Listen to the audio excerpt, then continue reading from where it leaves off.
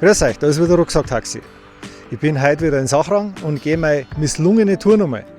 Ich bin da gegangen mit, ich glaube, 40 oder 45 cm Pulverschnee und habe irgendwann gemerkt, das macht keinen Sinn mehr. Heute müsste der Schnee fast komplett raus sein und heute geht es auf die Brenner Hütten. Auf geht's!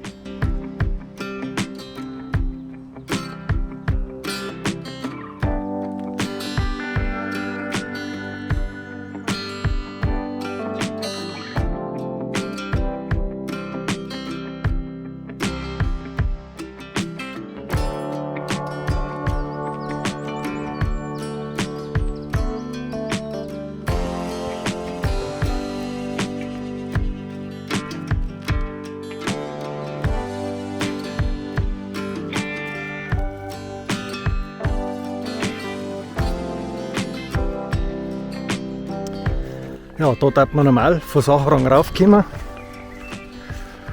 und wir gehen links weiter. Da geht es jetzt ein Stück die Straßen auf.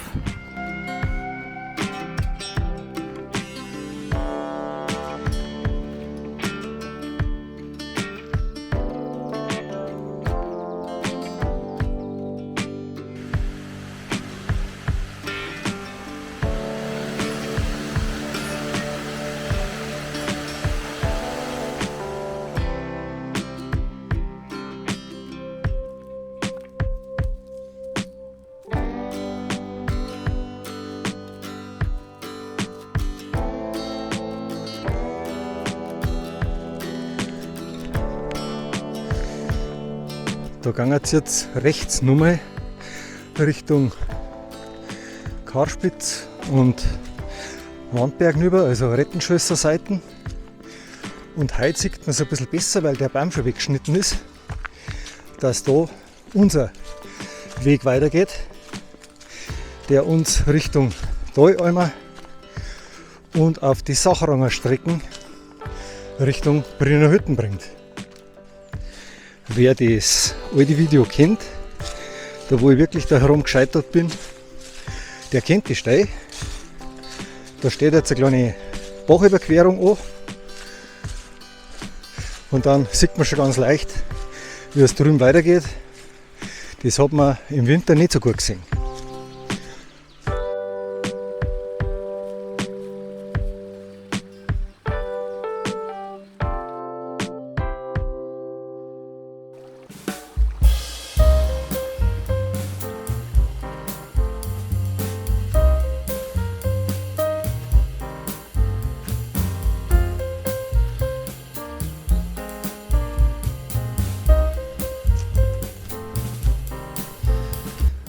Der erste steilere Anstieg ist jetzt einmal vorbei und wir gehen da gerade so, ich möchte sagen, fast wie ein kleiner Rücken auf und ich glaube, man kann auch gerade weitergehen, da muss ich jetzt noch mal nachschauen. Ich bin letztes Mal an so einer kleinen Ruine vorbeigekommen und ich denke, da werde ich heute auch wieder aufgehen, weil da ist so viel Schnee drin gelegen das letzte Mal. Da ist mir das erste Mal aufgefallen, dass das vielleicht ein bisschen der falsche Tag war.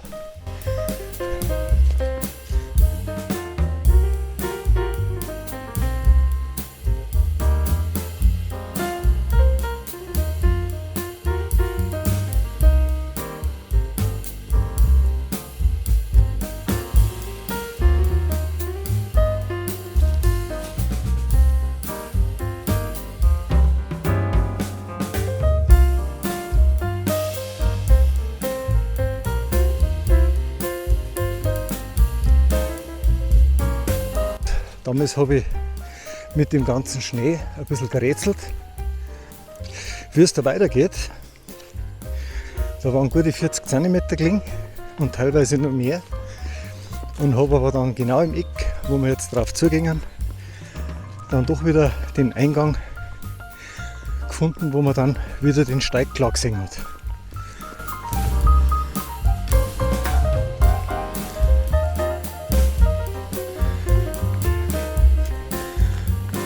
Und da zeichnet sich der eben wieder ziemlich deutlich ab. Ja, haben sie uns einen kleinen Hindernislauf eingebaut. Dann können wir da unten am leichteren umgehen.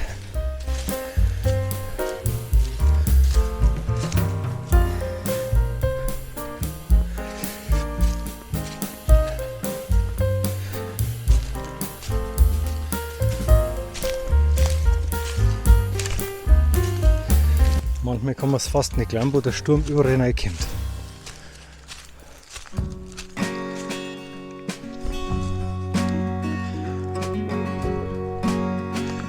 Wir kommen schon zu der schrägen Stelle, die ich im Winter praktisch nur ertasten habe können. Da hat man einen Weg unten drin schon gespürt. Aber jede Wurzel ist man praktisch wie fast gestolpert. Man hat also schon sehr genau schauen müssen, wo man hintritt. Und jetzt im Frühjahr ist das ein ganz einfacher Steig. Und ich muss sagen, es schaut auch nicht so abschüssig aus, wie das mit Schnee war. Es ist halt im Winter manches zwar einfacher und geglättet durch den Schnee, aber manches kann auch schwieriger sein. Und vor allem der reine Pulverschnee hat halt eigentlich nur so kleine Eisplatten, Wurzeln, einmal einen Stor verdeckt. Und man hat überhaupt nicht gewusst, wo man als nächstes draufsteigt. Es ist jetzt im Frühjahr wirklich ein schöner Steig. Da geht unten gleich einmal ein kleines Stück ein bisschen steiler los, aber nicht tragisch. Und ich denke, es ist eine super schöne Verbindung für die Leute, die vom Spitzsterhaus zur Brenner Hütten weitergehen wollen. Also die vielleicht eine mehr Tagestour vorhaben. Da ist es ja egal, ob man einen kleinen Umweg geht. Da geht man halt lieber so einen Steig, als wir auf der Forststraße auf, wo am ständig Radlfahrer entgegenkommen oder das eine oder andere Auto. Da durch die Baum sieht man schon durch auf die Talalm. Und da links unten sehen wir über auf die Forststraße, die von Sachrang raufführt, Richtung Brenner Hütten. Wir sind wieder da, an dem kleinen Überstieg. Der hat mir damals schon die Sicherheit gegeben, dass ich noch richtig bin. Aber man sieht schon wieder durch. Ab jetzt wird es noch echt interessant, wo der Weg weitergeht. Ja, da bin ich auch noch runtergegangen. Und das schaut jetzt auch schon viel einfacher aus, als wie es damals mit dem dick gelegenen Pulverschnee ist. Es ist zwar heute auch das Laub vom letzten Jahr noch ein bisschen rutschig, aber da findet man ganz gut Halt. Und genau an der Stelle war für mich das letzte Mal Schluss, wo man sieht, naja, es geht schon steil runter, aber dramatisch ist es nicht. Und da drüben sieht man, wie es weitergeht. Da ist zwar ein bisschen ein komischer Durchstieg mit dem Rinnsal. Das war auch mit der Grund. Da ist nämlich deutlich mehr Wasser runtergekommen als wir heute. Und mit Schnee hat man davon gar nichts gesehen.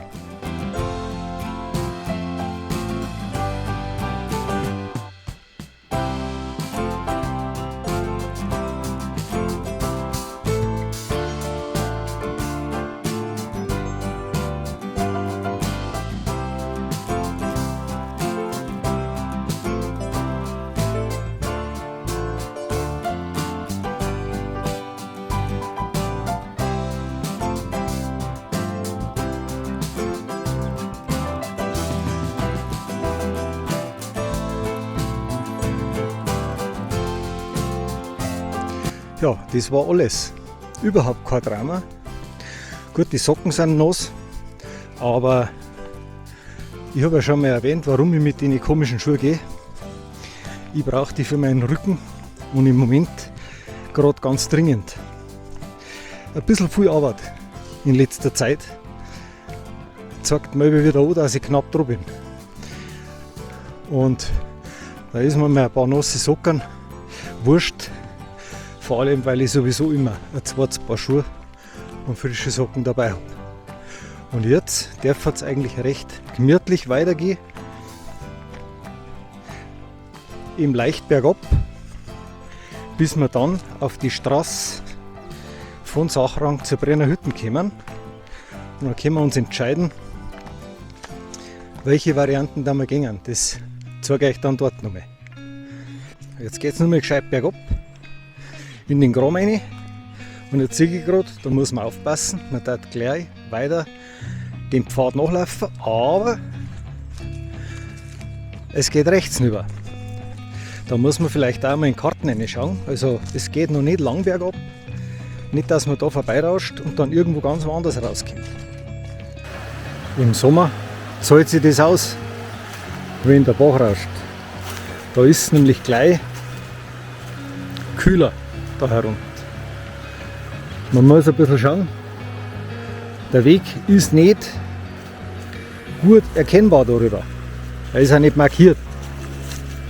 Also ein bisschen ein Auge drauf haben, ob es da wirklich schon zum Bach runtergeht oder doch erst noch, wie man jetzt da sieht, länger an der Hangseite entlang. Es muss aber trotzdem bald rübergehen. Ja, da muss ich jetzt irgendwo rüber. Es schaut oberhalb auch nicht besser aus. Also werde ich mich jetzt für eine Stelle entscheiden müssen. Und da drüben sieht man auch nicht wirklich einen Weg weitergehen, aber ich denke, er verläuft da drüben auf. Das muss ich mir jetzt auch in der Karte nochmal genau anschauen.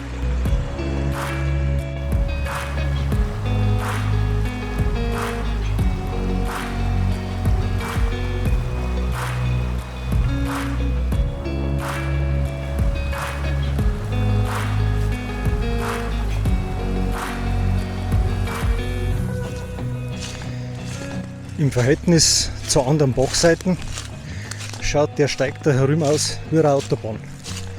So breit und so gut zum Sehen. Die Bachüberquerung ist wirklich ein bisschen knifflig gewesen, weil die Steine mit dem Moos ganz schön schmierig waren. Aber der Ast, der ein bisschen weiter reingekommen ist, hat noch ein bisschen mitgeholfen.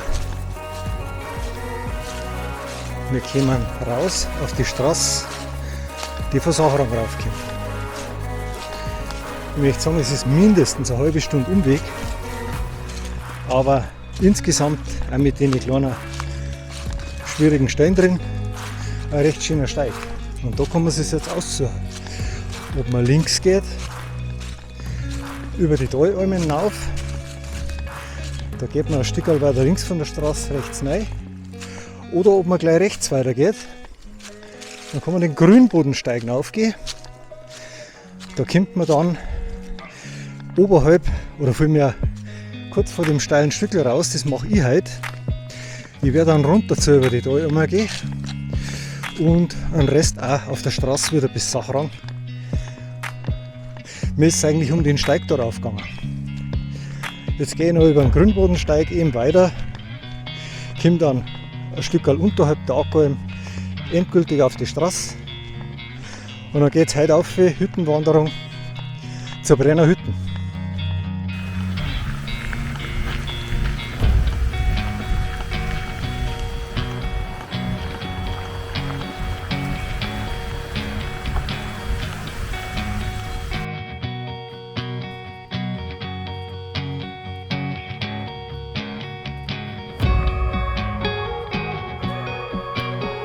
Beide Varianten führen zur Brenner Hütten und zum Geigelstör.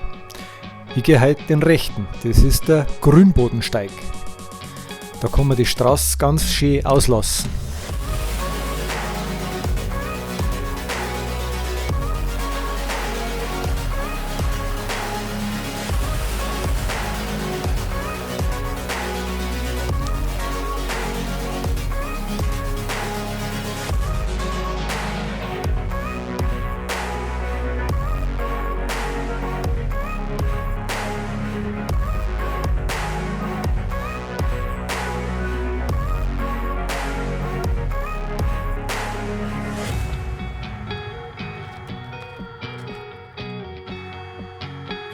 Wir kommen auf die Straße,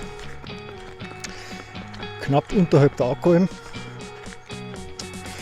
Und da kommen wir jetzt gleich, ich glaube, zum steilsten Stückel. Da trennt es ganz klar auf in Radlfahrer, die durchtreten und in die absteigen lassen. Bei uns Fußgänger sieht man einen Unterschied nur in der Geschwindigkeit ein bisschen. Das ist jetzt wirklich das steilste Stückel.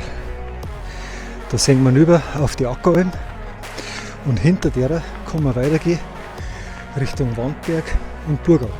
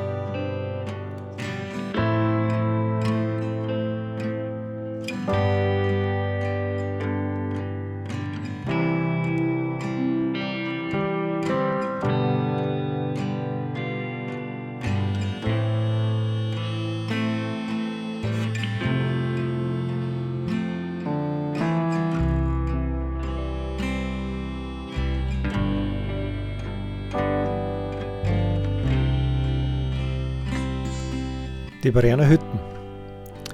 Jetzt gibt es einen ganz gepflegten Einkehrschwung. Heute bin ich auch vom Timing besser da. Es wird gerade Mittag.